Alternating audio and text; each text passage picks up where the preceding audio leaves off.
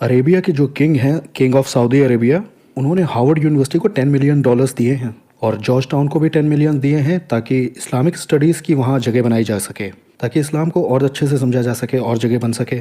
मुझे लगता है अच्छा आइडिया है क्योंकि उन्हें पैसा मिला है। Great idea. न्यूयॉर्क टाइम के एक जर्नलिस्ट ने उनसे कहा, ऐसे उनसे बोला, ये 1 जनवरी 2006 की बात है।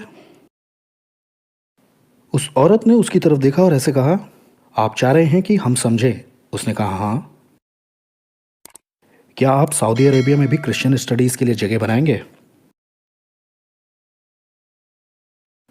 उसने कहा, नहीं, हमारे यहाँ सऊदी अरेबिया में क्रिश्चियंस हैं ही नहीं। उसने कहा, क्या यही ध्यान देने वाली बात नहीं है? अगर आप चाहते हैं कि लोग एक दूसरे को समझें और आप क्रिश्चियन वर्ल्ड व्यू को समझना नहीं चाहते हैं, तो आप ये क्यों चाहते हैं कि लोग इस्लामिक वर्ल्ड व्यू को समझें? उसने कहा कि हमारा ये डोनेशन इस चीज़ के लिए नहीं है। हम यहाँ इस्लामिक स्टडीज़ की चेयर्स चाहते थे, हार्वर्ड ने ले लिया, जॉर्ज टाउन ने ले लिया, इस्लामिक स्टडीज़ की चेयर्स लग गई। हम अभी हार्वर्ड में भी गए थे। हार्वर्ड में भी बहुत बड़ा सेंटर है इस्लामिक स्टडीज़ का, जहाँ के पेट्रियन प्रिंस चार्ल्स हैं। काफ़ी अच्छी चीज़ है।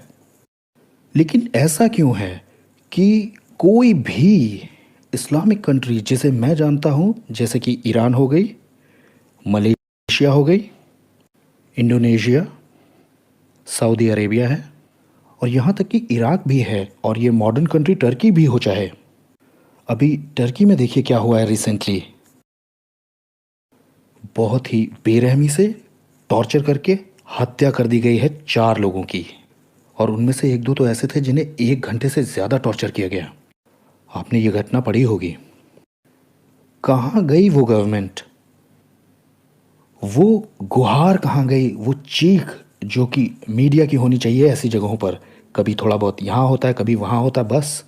अगर वैसे जब मैं बेथलेहम में था, इज़राइल में, जब मैं अपनी किताब लिख रहा था profit in the priest Jesus, जिसमें प्रिंस प्रॉफिट जीसस मोहम्मद से बात कर रहे हैं, जो कि मरने के बाद रिलीज़ होगी, वो तैयार है थोड़ी बहुत, लेकिन वो अभी ताले चाबी में बंद है,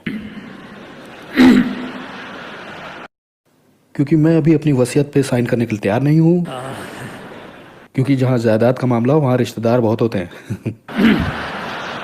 तो मैं इस्लामिक स्टडीज़ के एक प्रोफेसर से बात कर रहा था और यहाँ बड़ी साफ दिल से बातचीत हो रही थी, और मैंने थोड़ा समय बिताया ग्रैंड मुफ्ती के साथ। हमारे जो वीडियोग्राफर हैं बॉब टाइगर, जिन्होंने ये सब मैनेज किया है, वो भी हमारे साथ ही थे। तो मैं गया इस प्रोफेसर के पास जो कि इस्लामिक स्टडीज़ के थे, और मैंने कहा, कुरान कहता है कि मज़हब को मानने के लिए कोई ज़बरदस्ती नहीं है।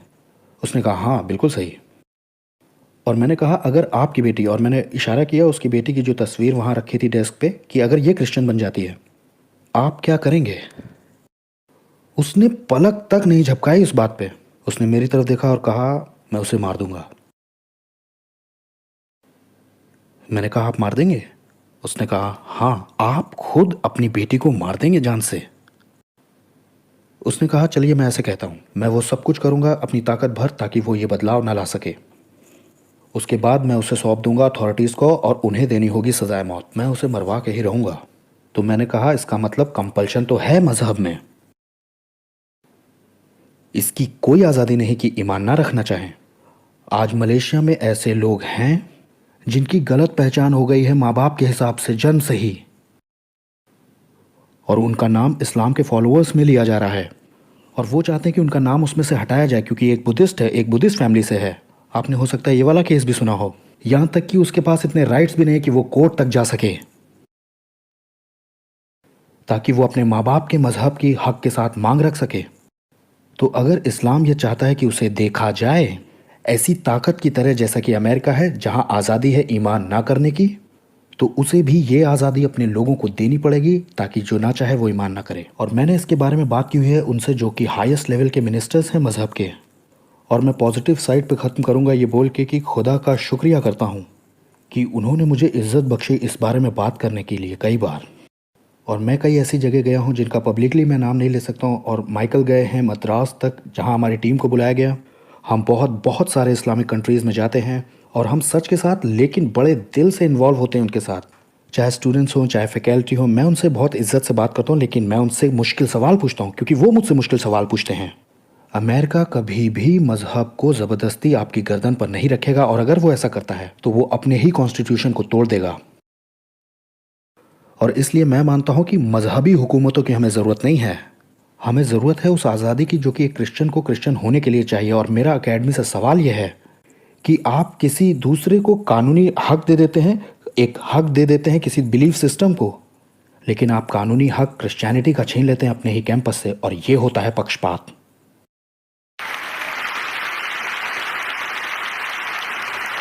Subscribe now and press the bell icon. Never miss an update.